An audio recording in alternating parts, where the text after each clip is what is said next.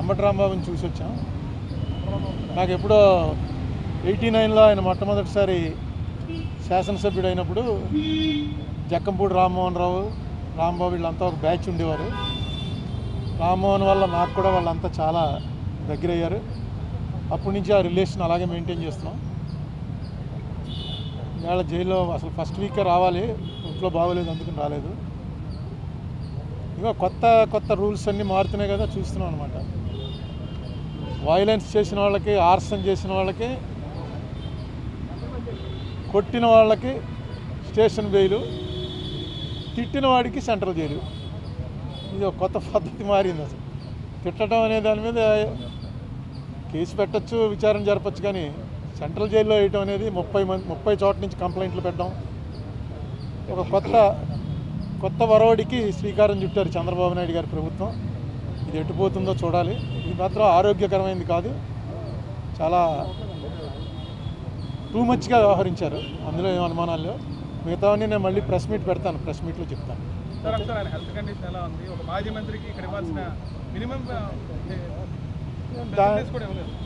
దాని గురించి ఏమి నేను మాట్లాడలేదు. ఆ లోపల కూడా మాట్లాడడం ఫోన్లోనే, అవతల ఆయన ఉంటాడు, అవతల ఉంటాడు, ఫోన్లో మాట్లాడుకోవటం. ఇంత పూర్వం నేను చాలాసార్లు సెంట్రల్ జైల్లో విజిటర్స్ని చూడడానికి వచ్చాను. నేను సెంట్రల్ జైల్లో రిమాండ్లో ఉన్నాను. కానీ ఈ కండిషన్స్ అన్నీ మారుతూ వచ్చాయి కదా. ఇప్పుడున్న దాంట్లో పెద్ద ఎక్కువగా మాట్లాడుకోవడానికి అవకాశం లేదు. ఫోన్లోనే, అటే ఫోన్లో ఆయన మాట్లాడుతున్నాడు, ఇటే ఫోన్లో మనం మాట్లాడాలి. ఆయన ఏమీ కంప్లైంట్, నాతో అయితే ఏం కంప్లైంట్ చెప్పలేదు. బాగానే ఉన్నాడు, ఆరోగ్యంగా ఉన్నాడు, నవ్వుతూ హ్యాపీగా ఉన్నాడు ప్రతిదీ. ఎందుకంటే అతను కూడా లాయర్ కదా, అతనికి తెలుసు ఈ కేసులో పస ఎంత ఉందో. ఈ కేసు వల్ల వాళ్ళ పార్టీకి, అతనికి వ్యక్తిగతంగా కూడా చాలా బెనిఫిట్ జరిగిందని అనుకుంటున్నాను నేను. ఎందుకంటే ఇది కక్ష సాధింపు ధోరణితోటి చేసినటువంటి ప్రయత్నం అని క్లియర్గా అర్థమైపోతుంది. కనీసం అక్కడ ఇంటి మీద దాడి చేస్తుంటే 6 గంటల సేపు మనం అందరం చూసాం కదా. వాళ్ళని కనీసం ఏ మేజిస్ట్రేట్ ముందో ఆధారపరిచి చిన్న డ్రామా అన్నా చేయవలసింది. స్టేషన్ బెయిల్ ఇచ్చి పంపించారు ఆర్సన్ కేసులో. ఆర్సన్ కేసు అంటే ఇంటి మీదకి మంటలు వచ్చేలాగా పెట్రోల్ బాంబులు విసిరితే దాంట్లో స్టేషన్ బెయిల్ నేను ఎప్పుడు వినలేదు. అలాగే తిట్టాడన్న కేసులో తీసుకొచ్చి అప్పుడే 2 వారాలు అయిపోయినట్టుంది, తీసుకొచ్చి సెంట్రల్ జైల్లో పెట్టడం ఇది టూ మచ్ అనమాట. ఇది ఫస్ట్ ఆఫ్ ఇట్స్ కైండ్ అనుకుంటున్నాను. ఏదైనా చూద్దాం ఇది ఎటు దారి తీస్తుందో. ఓకే,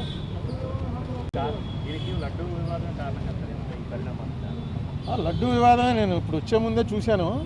మొన్న చంద్రబాబు నాయుడు గారు అడుగుతున్నారు, ఎవడు చెప్పాడు మీకు ఇందులో ఇది లేదని, ఇది కొవ్వు, పంది కొవ్వు, గొడ్డు కొవ్వు ఇవి లేవని ఎవరు చెప్పారు మీకు అని మీ విలేకరు మీద ఆయన కొంచెం రైజ్ అయ్యి మాట్లాడారు.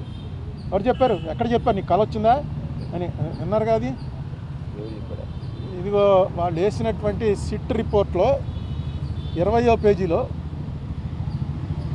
ఏమైనా ఎంత క్లియర్గా ఉంటే ఎందుచేత చంద్రబాబు నాయుడు గారికి వాళ్ళు ఇచ్చే ఫీడింగ్ సరిగ్గా ఇవ్వలేదో నాకు అర్థం లేదు. 20వ పేజీలో ఒక చిన్న లైన్ ఏంటంటే,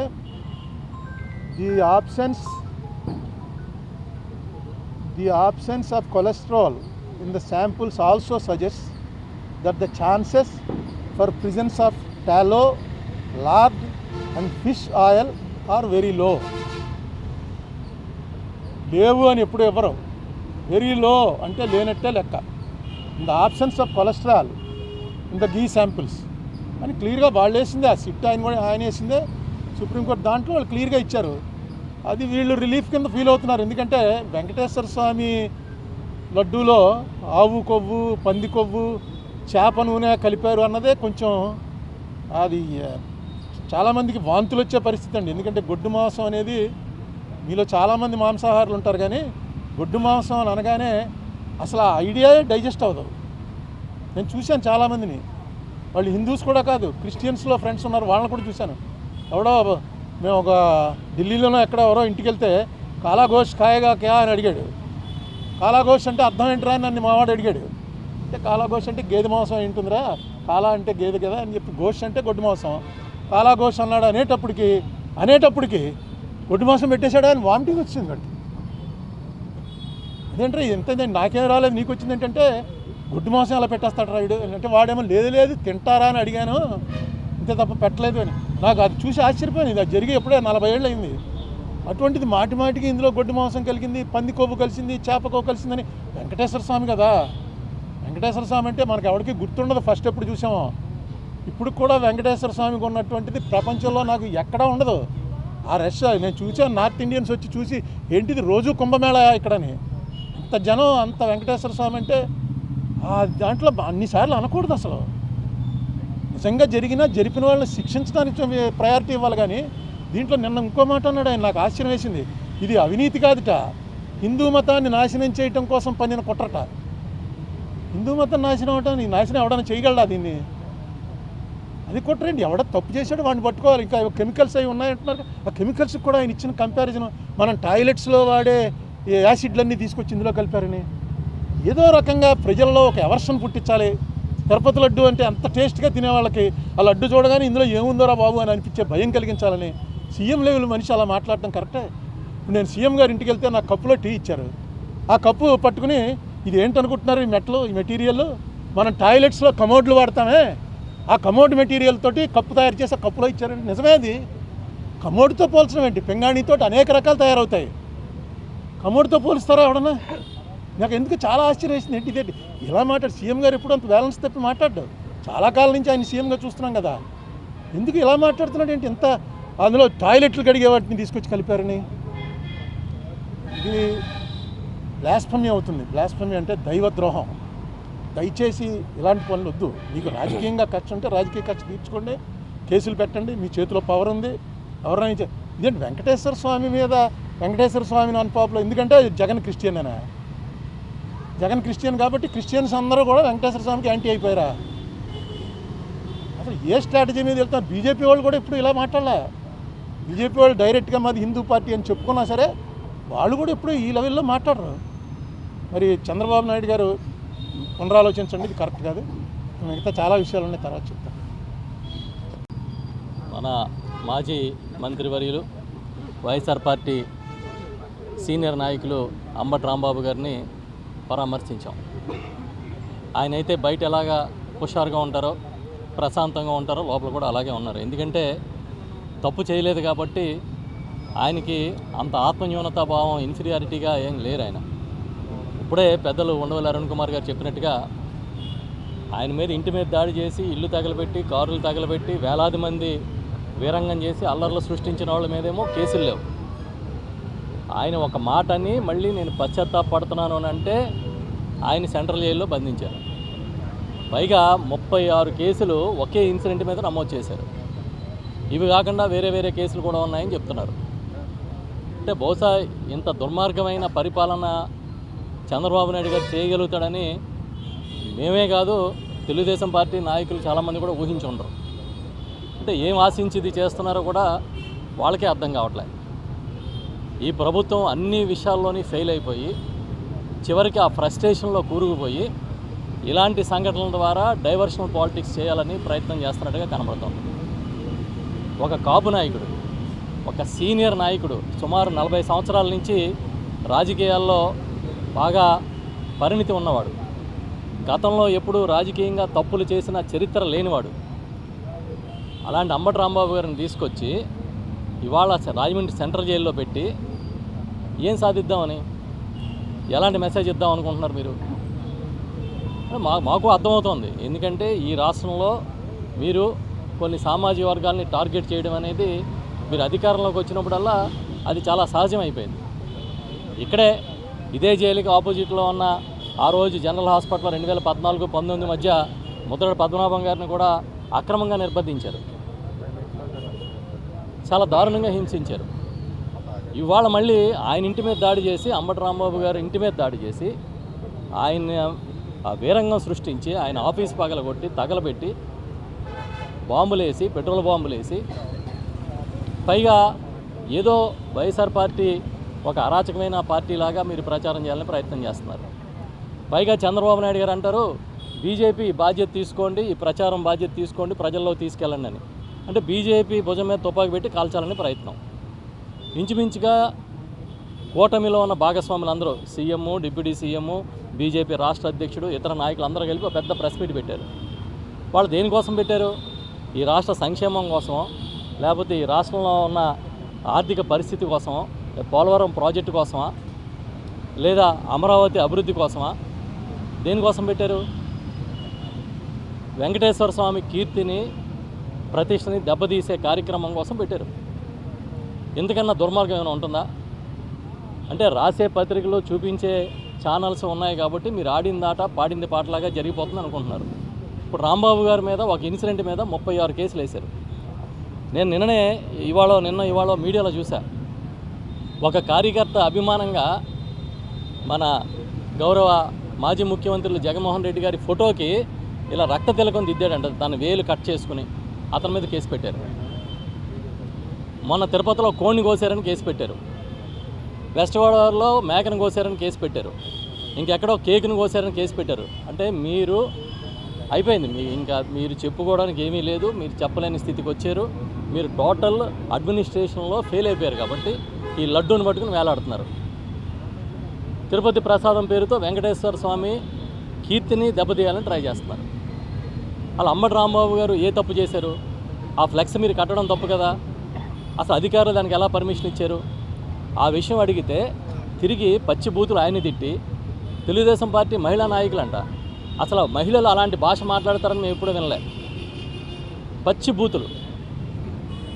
బూతులు మాట్లాడుతూ అంబటి రాంబాబు గారి మీద దాడికి వచ్చి, స్వయంగా స్థానిక ఎమ్మెల్యే నేనే తీసుకొచ్చాను దాడులు చేస్తామని చెప్పి, ఆ స్థానికంగా ఉన్న ఎంపీ ఈ మధ్యకాలంలో రాజకీయాల్లోకి వచ్చి కేంద్ర మంత్రి అయిన మరొక ఆయనేమో సినిమా చూపిస్తామని చెప్పి, ఏం చూపిస్తారు మీరు సినిమా? ఇదే సినిమాలు చూపించాలంటే నిజంగా అనుకుంటే వైఎస్ఆర్ పార్టీ అధికారంలో ఉన్నప్పుడు మీరు చాలా సినిమాలు చూడాలి. ఎంతకాలం మీరు అణగదొక్కుంచుతారు? ఇవాటికి ఒక కొత్తగా పెన్షన్ ఇవ్వలేదు, ఒక రేషన్ కార్డు ఇవ్వలేదు, ఒక రోడ్డు వేయలేదు. మాట్లాడితే అబద్ధాలు. ఈ వాళ్ళకి ఏ హెడ్లైన్స్ వస్తాయని అంబటి రాంబాబు గారిని సెంట్రల్ జైల్లో పెట్టినంత మాత్రాన వైఎస్ఆర్ పార్టీ భయపడిపోద్దని, వైఎస్ఆర్ పార్టీ కార్యకర్తలు బెంబెలెత్తిపోతారని అనుకోకండి. ఆయనైతే చాలా ధైర్యంగా ఉన్నారు రాంబాబు గారు. ఆయన ఒకటే చెప్తున్నారు, తప్పు చేసి జైలుకి వస్తే బాధపడాలి కానీ నేనేం తప్పు చేశాను? ఆ రోజు మాట దొర్లింది, దానికోసం వెంటనే పశ్చాత్తాపం చెప్పాను. అయినా సరే ఇంటి మీద దాడి చేశారు, అది వాళ్ళ నైజం. దీంట్లో బాధపడడానికి ఏముందని తిరిగి మాకు చెప్తా ఉన్నారు. పెద్దలు ఉండవల్లి అరుణ్ కుమార్ గారికి మధ్యన కొంచెం జ్వరం వచ్చిందని చెప్పానంటే ఆయన వెళ్ళిన వెంటనే ఫస్ట్ ఈయన్ని పరామర్శిస్తున్నారు, మీకు ఎలా ఉందండి అని. అంత ధైర్యంగా ఉన్నాడు ఆయన. వాళ్ళు ఏ పరిస్థితి తెచ్చారంటే చంద్రబాబు నాయుడు గారు ప్రతిపక్షంలో ఉన్న సాధారణ కార్యకర్త నుంచి ఉన్నత స్థాయి నాయకుల వరకు మీరు జైలుకి వెళ్ళడానికి సిద్ధంగా ఉండండి అనే మెసేజ్ ఇస్తూ ఉన్నాడు. దానికి ఈ పార్టీలో ఉన్న ప్రతి ఒక్కరు కూడా సిద్ధంగానే ఉన్నామనేది మేము గట్టిగా చెప్తున్నాం. ఇంకా మళ్ళీ చెప్తున్నాం, మీరు చేసే ప్రతి పనిని నిలదీస్తాం, ప్రతి తప్పుని ఎండగడతాం. మీరు చేసిన తప్పుకి వెంకటేశ్వర స్వామి వేసే శిక్షే చాలా పెద్ద శిక్ష. ఏదో ఒకరోజు మీకు కనువిప్పు కల్పించేటట్టుగా వస్తుందని అనుకుంటున్నాం. అప్పుడైనా మనసు మార్చుకోమని చెప్తున్నాం. ఎందుకు ఇది ఇంత దిగజారుడిగా ఎందుకు మాట్లాడతారు? ఇప్పటికైనా మీరు వెంకటేశ్వర స్వామి ప్రతిష్ఠను కాపాడే కార్యక్రమం చేయమని చెప్పి మేము గట్టిగా కోరుతూ ఉన్నాం. అంటే చూశాను సార్, అలాగే సార్, చూశాను. కొడిగలపూడి శ్రీనివాస్ గారు అని ఆయన పెట్టిన ట్వీట్, పల్లె కన్నీరు పెడుతుంది అని పెట్టాడు ఆయన. పల్లె కాదు, పట్టణం కూడా కన్నీరు పెడుతుంది. ఈ రాష్ట్రం మొత్తమే కన్నీరు పెడుతుంది. ఎంత తప్పు జరిగిందా అని పల్లె, పట్టణం, వీధి, వాడ, ఢిల్లీ దగ్గర నుంచి గల్లీ దాకా ప్రతి ఒక్కళ్ళు మాట్లాడుకుంటున్నారు ఇవాళ చంద్రబాబు నాయుడు గారు చేసే దారుణాలని. సొంత ఎమ్మెల్యే పల్లె కన్నీరు పెడుతుందని అంటే ఇంకా మీకు ఇంతకన్నా గొప్ప సర్టిఫికేట్ ఏం కావాలి? నిన్ననే మీరు మీటింగ్లు పెట్టుకుని ఏదో 175 నియోజకవర్గాలకి ర్యాంకింగ్లు ఇచ్చుకున్నారంట. ఎవడు ర్యాంక్ ఆడే ఇచ్చుకుంటాడా? ఎవడు డప్పు ఆడే కొట్టుకుంటాడా?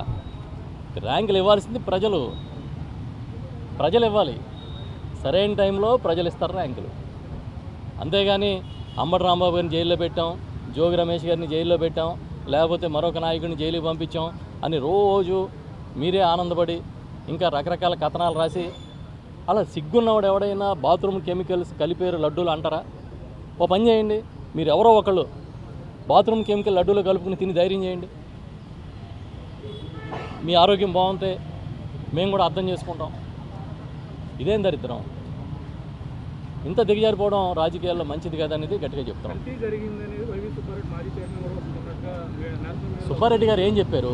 2022లోనే నాకు అనుమానం వచ్చి టెస్టింగ్కి పంపించాము, ఆ టెస్ట్ రిపోర్టు ఏమని వచ్చిందనేది అధికారులు చూడాలి అని చెప్పారు. 2024లో నెయ్యి సరఫరాకు సంబంధించిన మొత్తం నిబంధనలు మార్పు చేస్తూ టీటీడీ నిర్ణయం తీసుకుంది. దాంతోపాటు అసలు ఏవైతే శాంపిల్స్ తీసుకున్న ట్యాంకర్లు ఉన్నాయో ఆ ట్యాంకర్లు తెలుగుదేశం పార్టీ మళ్ళీ అధికారంలోకి వచ్చిన తర్వాత ఆ ట్యాంకర్లని రిజెక్ట్ చేస్తే దాని శాంపుల్స్ తీసుకున్నారు. ఇవాళ సిబిఐ చెప్పింది కూడా ఆ శాంపుల్స్ గురించే. ఈ డైరీ ఏఆర్ డైరీ కింద లోపలికి వచ్చి రిజెక్ట్ అయితే మళ్ళీ వైష్ణవి డైరీనో మరో డైరీ పేరుతోనో అదే సరుకు లోపలికి వెళ్ళింది అంటున్నారు. ఇది అప్పుడు చంద్రబాబు నాయుడే కదా సీఎం, అప్పుడు తెలుగుదేశం పార్టీ కూటమి ప్రభుత్వమే కదా అధికారంలో ఉంది. మరి ఎవరికి చెప్తారు మీరు స్టోరీసు? ఎన్ని కాకమ్మ కథల్లో పెట్ట కథలో ఎంతకాలం మీరు నడుపుతారు? మీ హయాంలో జరిగిన నెయ్యి కల్తీని జగన్మోహన్ రెడ్డి గారికి అంటగడతారేంటి? అంటే మీకు మీడియా బలంతో పచ్చి అబద్ధాలని ప్రచారం చేయగలుగుతున్నారు, అంత తప్పించి మరొకటి ఏం లేదు. చివరికి ఏ స్థితికి వచ్చారంటే దేవుణ్ణి కూడా రోడ్డు మీదకి లాక్కొచ్చి రాజకీయాల్లో ఆయన్ని వాడుకునే కార్యక్రమం చేస్తున్నారు. ఇంతకైనా దిగజారుడుతనం ఉంటుందా?